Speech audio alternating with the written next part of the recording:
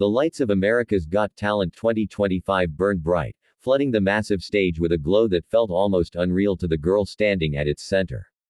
Her name was Maria Isabel Cruz, a 16-year-old from a small coastal village in the Philippines where electricity was unreliable, clean water was scarce, and dreams often felt like luxuries meant for someone else.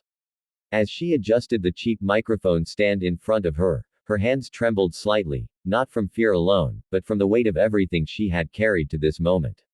The judges sat silently, their faces polite but unreadable, while the audience murmured softly, unsure of what to expect. Maria's story began far from the polished floors of the AGT stage. She grew up in a bamboo house with a rusted tin roof that leaked whenever the monsoon rains arrived. Her father had been a fisherman, strong and kind, until a storm swallowed his boat when Maria was just 9 years old. His body was never found. After that, her mother took any work she could find, washing clothes for neighbors, cleaning fish at the docks, sometimes working late into the night just to put rice on the table. Maria was the eldest of 3 siblings, and from an early age, she learned what responsibility felt like. Music entered her life not as a dream, but as comfort. When the nights were long and the hunger sharp, Maria sang to her younger brother and sister to distract them from their empty stomachs. She sang while walking miles to school barefoot. She sang while helping her mother scrub laundry by the river. There was no vocal coach, no piano lessons, no internet tutorials. Just her voice, echoing against the water and the wind. The villagers sometimes stopped to listen, surprised by the power coming from such a small, quiet girl.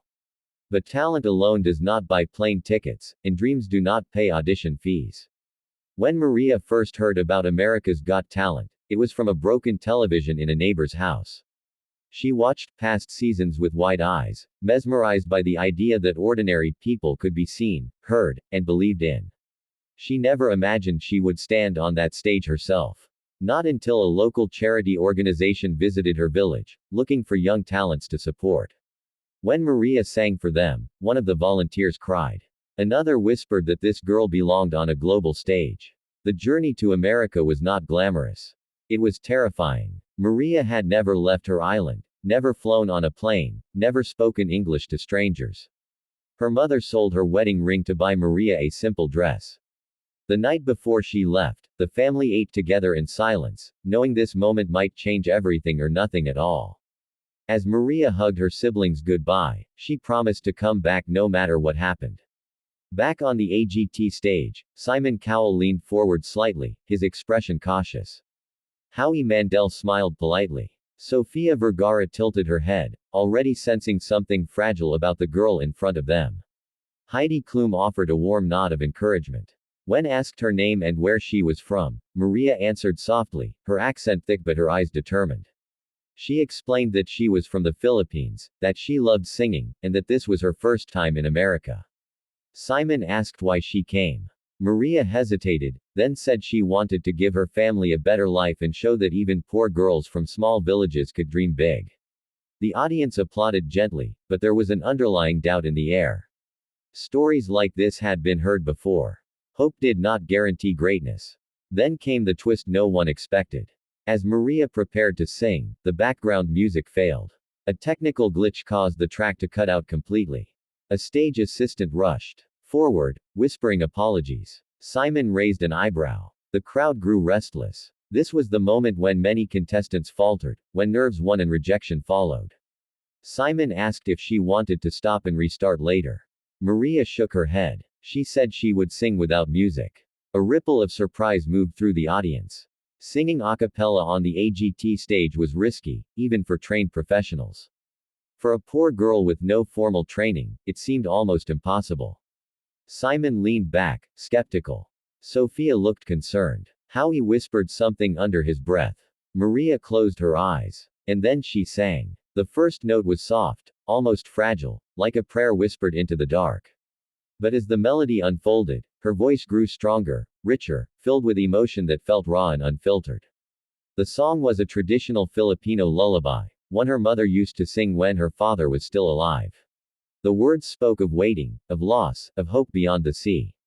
Even those who did not understand the language felt the meaning in every note. Halfway through the song, the theater fell completely silent. No coughing, no whispering, no movement. People leaned forward in their seats, tears forming in their eyes. Simon's skepticism melted into shock. Heidi's hand covered her mouth. Sophia's eyes glistened. Howie stopped smiling entirely, his face serious, almost reverent. Then came another twist. As Maria reached the final chorus, her voice cracked.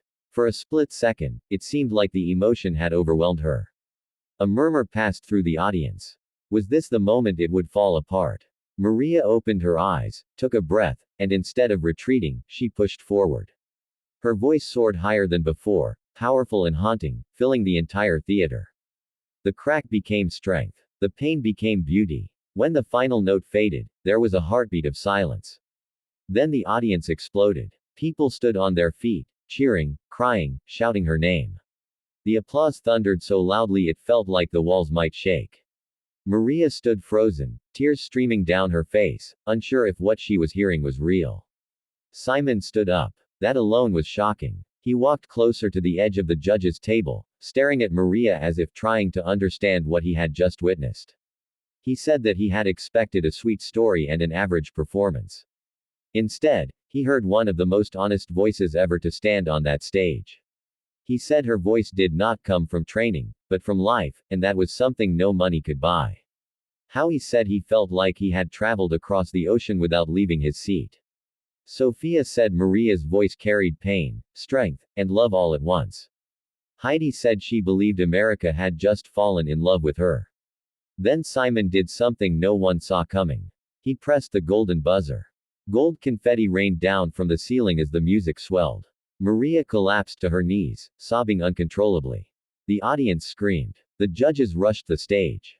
In that moment, the poor Filipino girl who was almost rejected became the symbol of everything AGT was supposed to represent. But the story did not end there. Backstage interviews revealed even more depth. Maria admitted that she almost didn't come to the audition. The night before her flight, her mother had fallen ill, and Maria considered giving up her chance to stay home. It was her mother who insisted she go, saying that some sacrifices were meant to open doors for generations. As the weeks passed and Maria advanced to the live shows, pressure mounted. Critics questioned whether her raw style could survive competition. Social media was divided. Some called her a miracle. Others said she was just a sad story. Maria felt the weight of expectations crushing down on her. She struggled with homesickness, language barriers, and the fear of letting everyone down. Then came another unexpected challenge. Before the semi-finals, Maria lost her voice completely due to exhaustion and stress. Doctors warned her that performing could cause permanent damage. Producers discussed pulling her from the competition. News leaked online, and fans feared the worst. Was this where the story ended? Maria asked for one more chance. She rested, drank warm water, and prayed. On the night of the semi-finals, she walked onto the stage with visible fear in her eyes.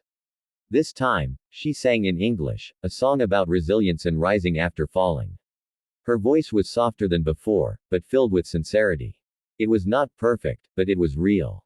America voted. And America chose her. By the time Maria reached the finals, she was no longer just a contestant. She was a symbol. A reminder that talent can grow anywhere, that pain can become power, and that dreams do not belong only to the privileged. When she performed in the final round, she dedicated the song to her mother, her village, and every child who sang in the dark believing no one would ever hear them. She did not win the season.